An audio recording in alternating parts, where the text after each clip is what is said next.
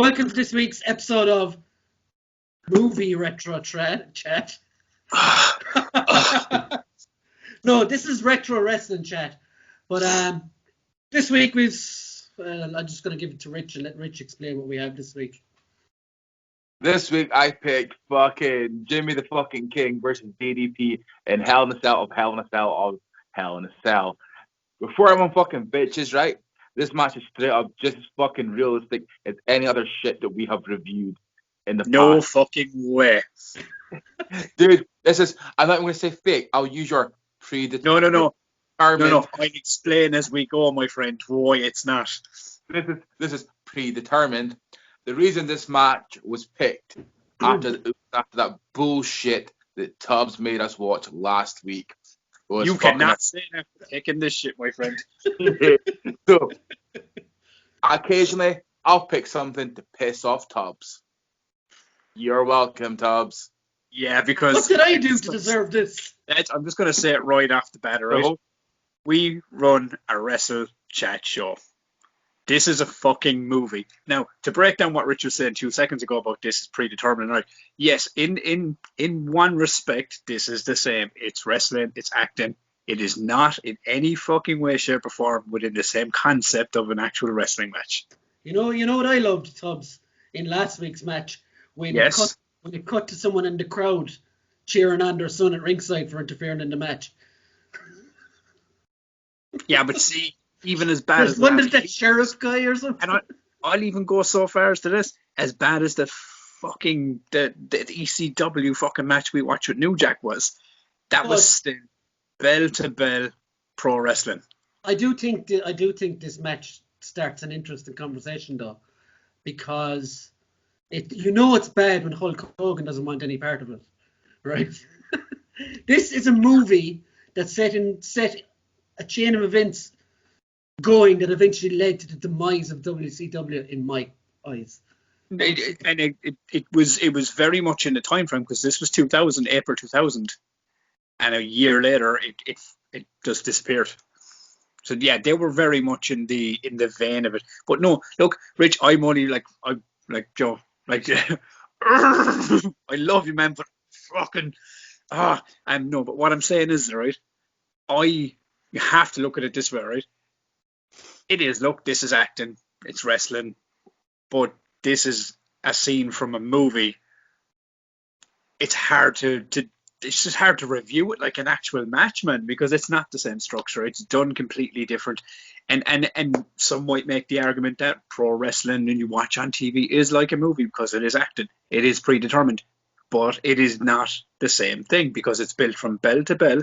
You review it from bell to bell. This is a scene that is about 6 or 7 minutes long at the end of a fucking movie. And look, don't get me wrong. When this came out in 2000, I was like fucking all y'all. I was like, oh my God, Ready to Rumble. Fucking wrestling movie. This is the greatest thing ever. I watched it 20 years later, today. And this is the dumbest shit I've ever fucking watched. And I'm going to explain as I go, right? I'll explain why. Just to put it into full context, this is a movie called Ready to Rumble. We haven't noticed. This is why, right? The finish to this match, basically the entire movie had people being kicked in the balls, which led up to DDP being kicked in the balls. I was going to go on, but without the rest of the movie, you don't get any of that. And that fucking fall. Now, don't get me wrong. It did look impressively fucking cool with the fucking 72 fucking camera cuts at the head that went with it. But when he fell down from the very top of the cage and hit the mat and died... Like he died, and then 10 seconds later, and to be fair, Hell in a Cell McFoley drop happened 2 years before that, about a year and a half, give or take. So yeah, there's a lot of elements. But look, basically all I'm trying to say, Rich, is right. I love you. This is a fucking movie, not a pro wrestling match. Hey, you boys have fucking agreed to it. You boys could have fucking changed it. No. We gotta stick to our guns here. No, we'll stick to it. We watched it. We're going to review it. But I'll be honest about it. When you said this last week, I thought you were on about the Slamboree match. That's what I thought you meant. When you said it was the movie, I was like, what the fuck is he doing? Is he joking with us, right? Is he ribbing us right now? Like, no, Rich wasn't. Not at all. So let's actually review the match. And my first negative straight away is you actually got Bill Goldberg onto this show. My God, why? Bill Goldberg can not only wrestle, but now we know he can't act either. And what was the King's name as well? Jimmy the King. Wasn't it? Jimmy the King. The section with Sting. Now, I'll be honest. Look, I giggled because it was comedy, and I like Arquette. And I'm actually one of the guys that actually thinks Arquette is pretty cool. You know, I'm a fan. But when Sting came in and he was like, Jimmy the King is all right with me. I was like, you would never say that in your wildest fucking dreams. And any promo I've ever heard you say that is nothing like you would say. It just seemed. And there was another thing as well. There was so many things when it was like outside the ring when Arquette was talking to, I think, the guy in the orange suit. Yeah, outside when they were fucking before they fucked the other idiot, basically. Yeah, the other idiot. All the lucha guys or all the undercard guys were killing each other in the ring, and then the King came down and they were all in the ring celebrating him within like 10 seconds. I was going to go, what happened to all the other fucking guys? Like it was oh man, it was. God, I love the fucking early 2000s, guys. I just love the fact that this is like upset Tubbs fucking so much. No, the match and the movie haven't upset me because, as I said, I did enjoy this when I watched it. It's just obviously 20 years later, I kind of going, oh man, this is fucking stupid. But because you age as well as the product does, it's not a pro wrestling concept, man. It is pro wrestling. It's a pro wrestling movie. It's pro wrestlers in the movie. It's still a fucking movie. It's like, I'll put it this way. Next week, are we going to review Rocky versus Thunderlips and say that's a fucking match? Because it's the same thing. You look at it like that. Or fucking the Jack Black movie, you know? That crosses over to a different genre, man. I was just about to mention Rocky, funny you mentioned it. If you were to, how does this wrestling match transmit to you? Like Rocky versus any of his opponents in his movies, they're exciting boxing matches, aren't they? But they're not real. It's all exaggerated. So is this really any different? Oh, very much so. Because this wasn't good. This is no different and from what WCW, WWE not fucking put on their fucking telly. The only thing that is different between this and the actual match that you'd watch on Raw or SmackDown or your pay-per-views is that you don't have the kind of additional scenes of of folk talking or stuff like that. You just got the full match, so you miss certain parts of the match. But this is basically the scripted, fake as fuck / predetermined to keep fucking Sippy Cup all right happy. Basically, what you fucking get, and this is the point of this, is to basically fucking show you the basic, how fucking fake it is. Yeah, I think in another stretch, man, you are wrong on that one, because it is the same. It's the same concept. Listen to me a second, I'll explain it to you. Wrestling, it's the same thing. We review wrestling matches, as I said, right? Just two guys in a ring, or 6 or 7, or whatever the match is.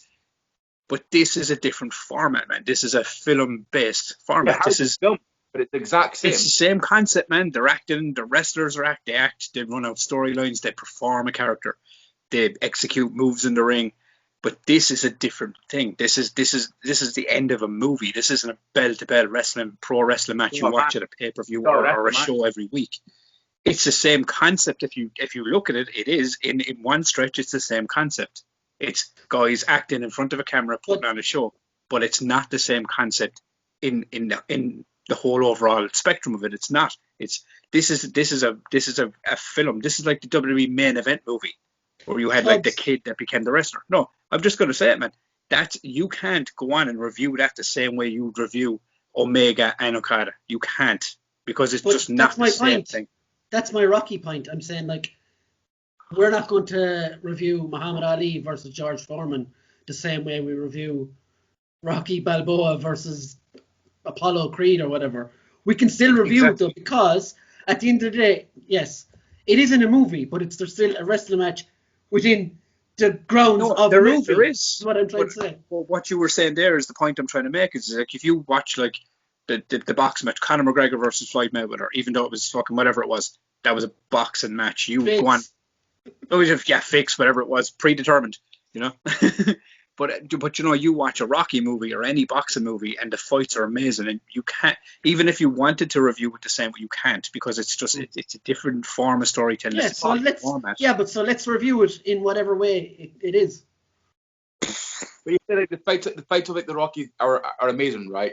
But then you look at the fights of this Ready to Rumble, they're taking the fucking piss out of wrestling.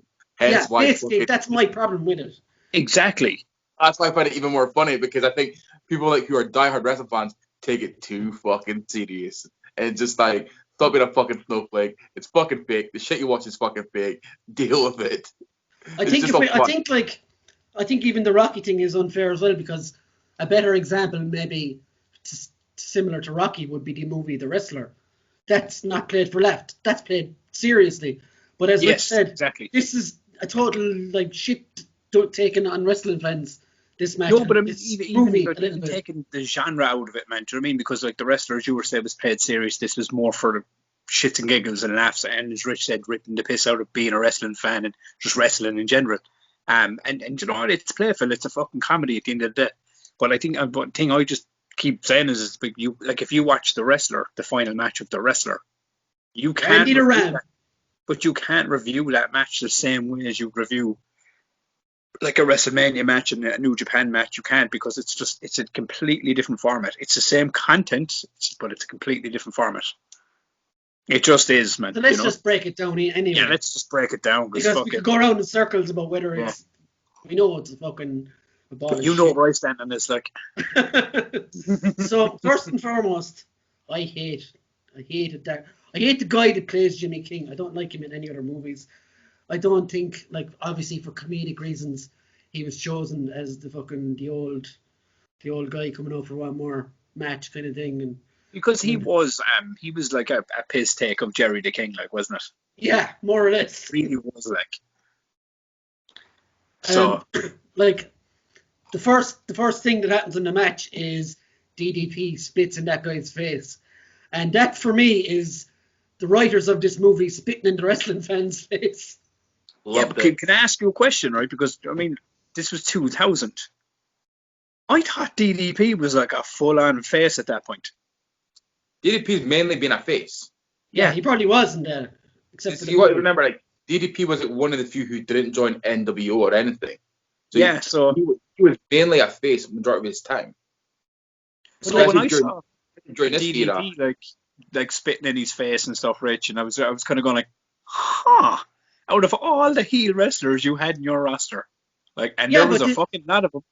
Did you notice though? None of the NWO guys are in this. But then it probably makes sense though, because NWO would have been too cool to be in this. Yeah. But no, it goes back to what Brian said a while ago, but even Hogan was going to go, I'm not fucking going in that movie, you know? Or were they even a part of...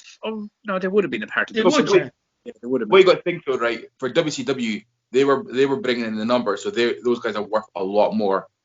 Could this film budget afford to have them in this film? Maybe. Yeah, it's probably... Like you did have DDP, Booker T, Buff Bagwell was in it as well, wasn't he? This tiny bit stuff, do you know what I mean? Disco Inferno, fucking Juventud Guerrero. Like Sting and Goldberg were your big fucking names. Like those two were your big talent names there. Like, you know, for as for wrestlers are, you're probably going to be making the most money. No way you can afford to have like NWO where you need to have like extra fucking bodies in there.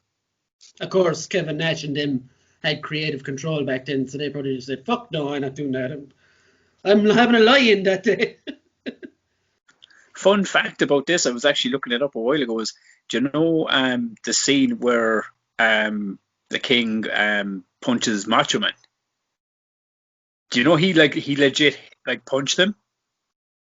In the ring, it was just bloopers and outtakes and stuff as well. And he actually legit hits Macho Man a punch in the face, and he shits himself, man. You see the footage of it, he literally goes into fucking like completely fucking I'm so sorry kind of mode the minute it happens.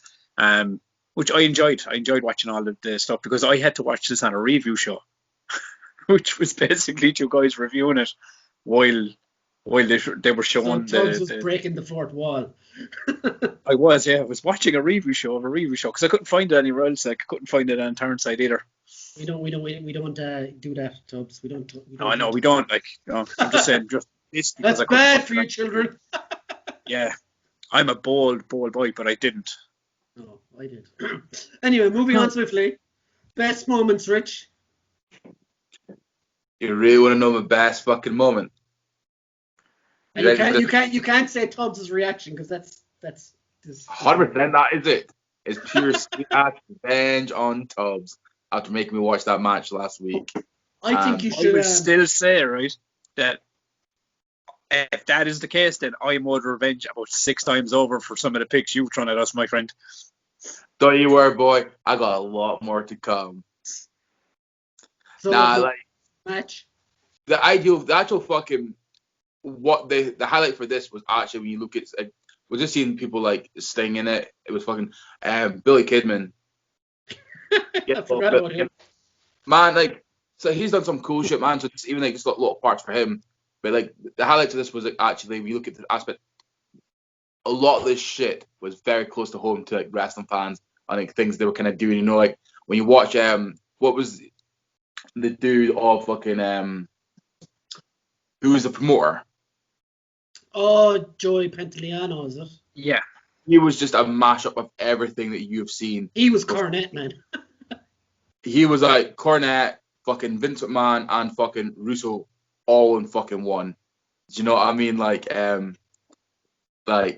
don't know, the fucking like the whole motorbike fucking intro was fucking like so insane. Like, you know for a fact if Vince could had the money and could make sure that was health and safety, he would have fucking executed that fucking intro with the Undertaker at some fucking point.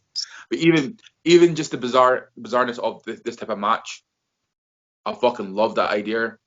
And I know for a fact, like, I guarantee, like, back then in the Attitude Era, that's probably not now. Definitely not. No. Vince would have fucking ran with this fucking type of match. But obviously because like the film and WCW were hand in hand at the time, Vince was probably like, "Oh, that's such a good idea, but I can't do it now. Get someone else better to it." Kind of thing. Like, the idea of this match was so fucking ridiculous that I loved it. Let's talk about the match for a minute. It was a triple cage match. So basically, you had Triple Hell in a Cell. Well, yeah, but I think they called it. I think they actually did one of these in WCW, didn't they? It was after this film, the concept. I mean, like, obviously, if anyone knows if I'm right or wrong on this one, but I was reading it up online a while ago. Apparently, this film, they created that entire concept for the film and rolled it out into like 2 or 3 different pay-per-views afterwards. Yeah, so like you had to climb to the top of the third cage and then unhook the title, wasn't it?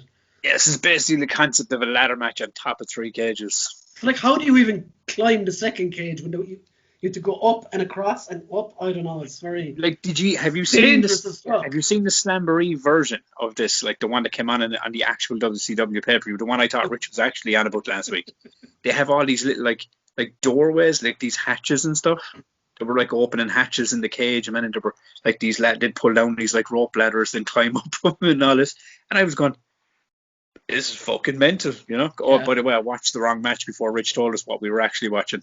So I was subjected to 2 of these matches this week. So Tubbs, you're on call at the moment. What's your best moments? Okay, look, I'm just like thinking what things that made me giggle. I loved the 2 boys getting punched out by Sting. I thought that was fucking funny. I loved as the motorbike. Arquette coming in with the motorbike and ripping when all the boys. Super Goldberg was trying to open the cage and he was like, "Arr," like a bear trying to open the cage. And then Arquette comes and sprays the doors in. And I loved that, like, Dewey and his sister from Scream were like trying to like sort out their relationship, which was weird. And then she gets knocked out by a ladder. And I just loved the expression around the floor, like, comedy gold. It was all comedy gold. And Sting then fucking coming down and like fucking kicking DDP clean in the chest off the cage. I just thought it was fucking random as fuck. And obviously DDP coming to like falling 90 feet to his death. You know? For me, yeah, it was the fall. It was just so fucking hilarious. Where he's like, ah, and then bang, like it's pure like Wile E. Coyote stuff off the top of the cage. I never thought it would say that in this show. And it was over the top fucking, as Rich pointed out a while ago, it was over the top ripping the piss on the pro wrestling product, basically, is what this was. As for low moments, I think the whole Goldberg pulling at the cage, it was just ridiculous. And then the guy Arquette coming in on the bike, it was the most movie cringe I've seen in a long, long time in a comedy. I mean, Jimmy King's character overall, I do not like that guy. So yeah, that's my low points. I can't get much lower than that. It's Rich. Seeing DDP as a heel, you know what I mean? I don't fuck with that. DDP ain't no heel. Yeah, face. I just not. I'd be my down point like on it. It was just like I think DDP's got the look to be a heel, but like when you watched WCW back then and you knew he was a face, it just didn't work for me, to be honest. Like they could have done it.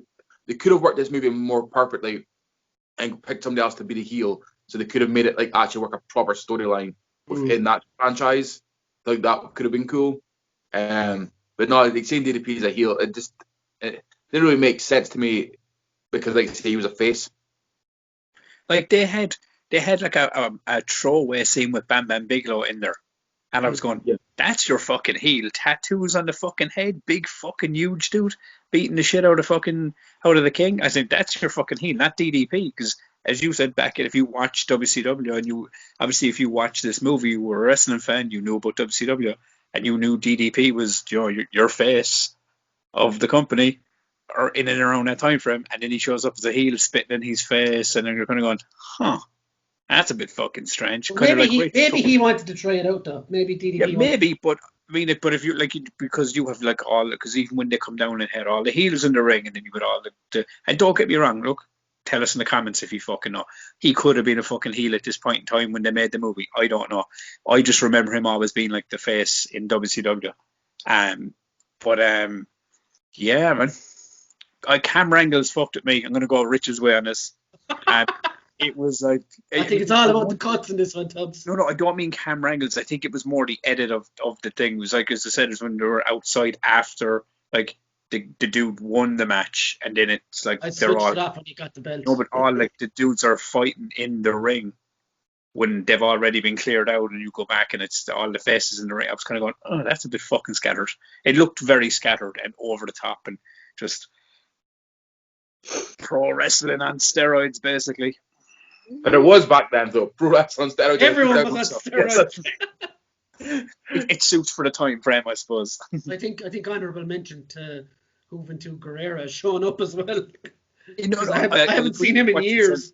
With yourself, and even what Rich was saying a while ago, is it was great to see like the likes of Billy Kidman and Joe Guerrero and all them like just pop up. Do you know what I mean? See all these like Disco Inferno. Yeah, but then like fucking and short-haired fucking Booker and all that kind of stuff. It was pure nostalgic. Like, but one thing I will say, right, this was after the match when they were like doing like the ending. Does Bill Goldberg just randomly go to shops in his underwear? Because he literally like beat up the guy in the shop from in his fucking attire. I was like, I fucking okay. I've watched it like 20 fucking minutes of this thing now. Do you know what I mean? I might as well fucking. Well, he is a thick fuck, so that would explain it. Yeah. Yeah. So ratings, guys. Go on, Tubbs. Go for rating. Tubbs. All right. I'm going to stick to what I came on the show with originally, right, lads? I'm giving it a fucking 0. Because in my humble opinion, this is not a pro wrestling bell-to-bell match we reviewed. It's a fucking scene from a movie. So I give it a flat-out 0 because I can't review it like an actual match. But yet you just did, so... I should talk my way through it. This is what I did. I couldn't review it like a normal match. Rich? Tubbs, were you entertained? Isn't that what it's all about? Watching are you entertained? I giggled a bit. I wasn't really, I wasn't blown away by any means. Rich? I'll give this a 6. I was entertained. And come here, if you were my friend, then that's fine. You know, let's be honest. I'm only, it's not a fucking pro wrestling match. It's a fucking scene from the movie. I'm gonna let it go. I'm just gonna. I love you to bits. But it's not a fucking pro wrestling bell to bell match. I'm gonna take the easy way out, and I'm gonna give it a 2 because it was watchable. It's pretty low. It's higher than New Jack. It was pretty low now. It's about third last, I would say, on an 8. I'm gonna actually do up a table and put it up on the page. You said that 3 weeks ago, Brian. Yes, I did, but I got busy with work, so shut your mouth. But so I've let's never talk of this again. Oh. Ever. This is just a warning to Tubbs. Fucking watch a match before you fucking pick it. I got more of this shit lined up for you. Well, speaking of watching matches, I always watch the matches before we fucking do this show, my friend. Before you pick them. Dude, I picked last week on a whim because we wanted Ring of Honor and these guys. You know, I was wrong. Sue me. So, my pick for episode 29, and I have watched it, but it was about 6 years ago. So it's going to be from Wrestle Kingdom 10, New Japan Pro Wrestling. Sorry, Tubbs. And it is Tomohiro Ishii versus Katsuyori Shibata for the Neverweight Open title. I don't know. Neverweight Open. Don't know if you've seen that, Rich, but it's a pretty hard-hitting match. And I would advise. I've never seen it.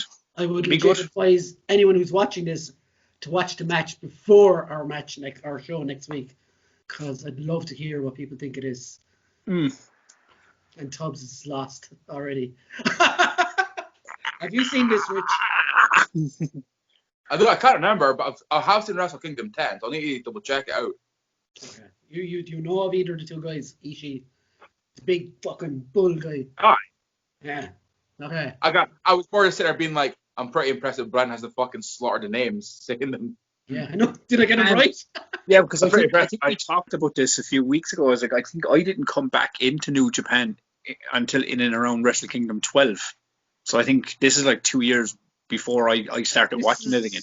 This is from the same, I think Omega fought Kushida, is it, on this one? And AJ Styles fought Nakamura on this one as well. Yeah, I think so. We watched that already. So yeah, let's check out that one next week. Cool. And we'll see how we go there. So guys, that was it. We're ready to rumble. I'm out.